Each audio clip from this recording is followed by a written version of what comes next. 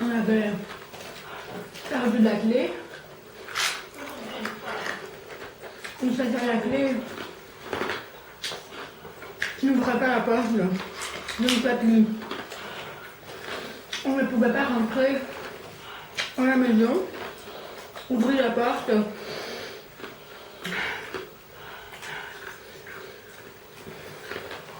Tout était la maison enfermée.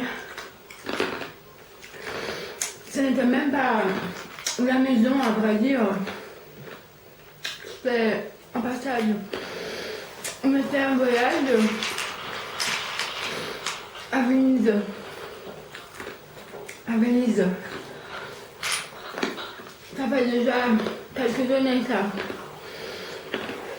On était arrivé le soir. On venait de Paris.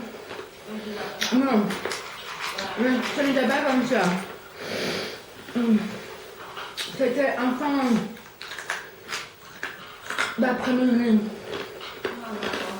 On venait de l'Adriatique, de la mer Adriatique.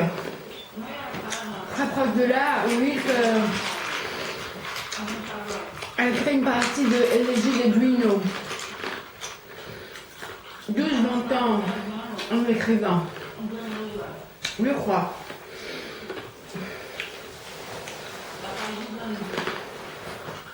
C'est beaucoup de temps. Non? Il a dit qu'il a vu des anges dans les falaises. Il doit même les avoir vus. On voit pas mal de choses, non? Qui peut savoir? Un ange est aussi dans le jeu. Et après, ils ont commencé à tomber. Il y a des anges partout. C'était en juillet, je crois. Il y avait une fête dans la rue, une fête catholique. C'était non.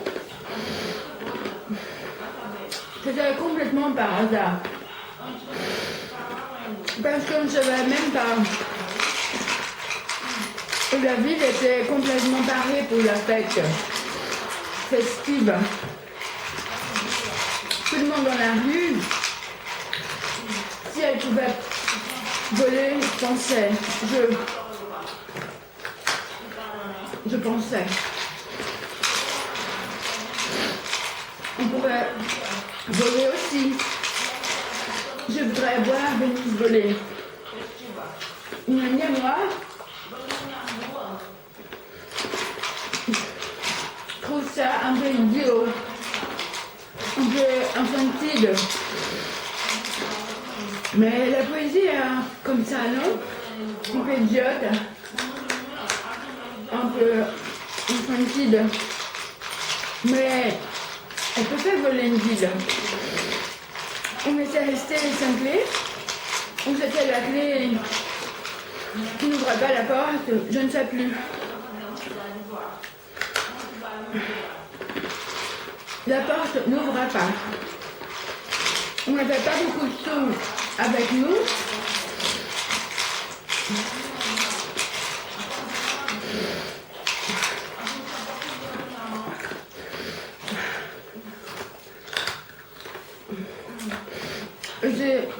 J'étais sortie sans culotte. Seulement un vêtement de nuit, un pyjama. C'était pour prendre le café ou le petit déjeuner.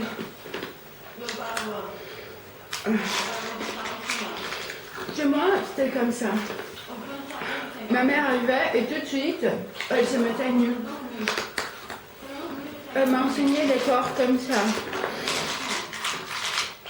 C'était naturel. Il était midi.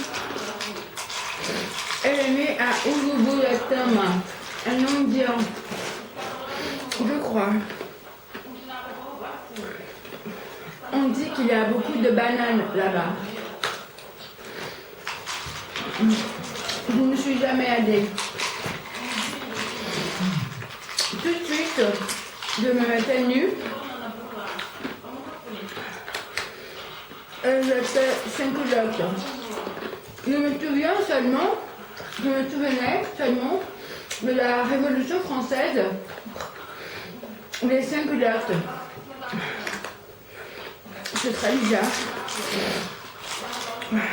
Ici on dit caleçon pour la culotte. Le masculin et le féminin. J'ai dû passer toute la journée sans culotte. On n'avait pas beaucoup de choix avec nous. Et sans appareil photo, on ne l'avait pas.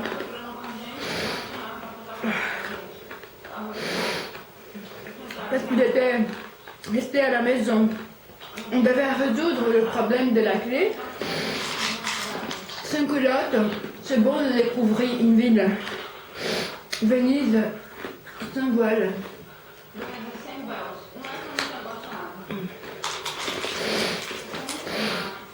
Ce n'est pas que je n'avais pas aimé. Il y avait beaucoup de rats, beaucoup d'eau et beaucoup de rats. Il courait de goût tout le temps. J'étais écourée avec toute cette eau dégoûtante. J'avais envie de vomir. Et dans le bateau, c'était horrible. Et je n'ai même pas vu la collection de Peggy. On a déjà commencé en perdant.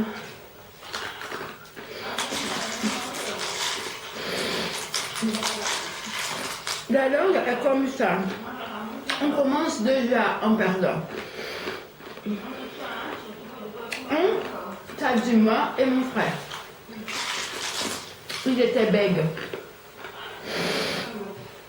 Je crois qu'il est toujours bègue.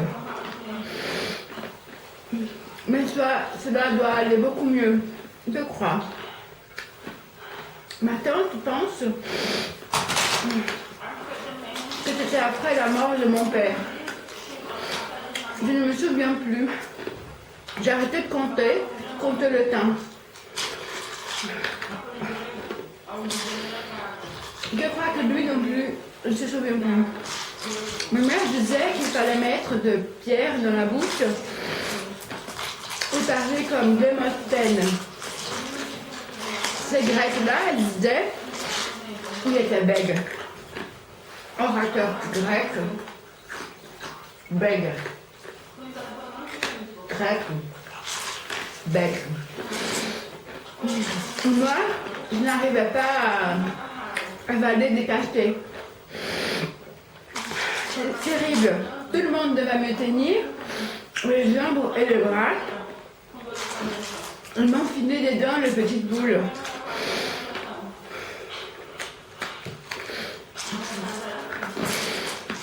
Ils pensaient que j'allais mourir. Quand j'ai eu ma première migraine, ils ne m'ont pas attrapée parce que ma tête me faisait si mal. Je n'arrivais pas à avaler. Je suis restée toute la nuit avec la migraine. Le matin, ils m'ont amenée pour faire une piqûre. Chez moi, c'était comme ça. Pour passer les dents, je n'arrivais pas. Je n'avais pas peur. C'était tout sans anesthésie. Autant de courage. Aujourd'hui, seulement avec l'anesthésie. Autant de peur. Ce sont beaucoup de dents et très peu de courage. Combien de dents dans une bouche? Une bouche entière. Combien de dents dans une bouche? Des dents. Une bouche. Une bouche. 5 culottes. Combien? Des enfants. Une bouche.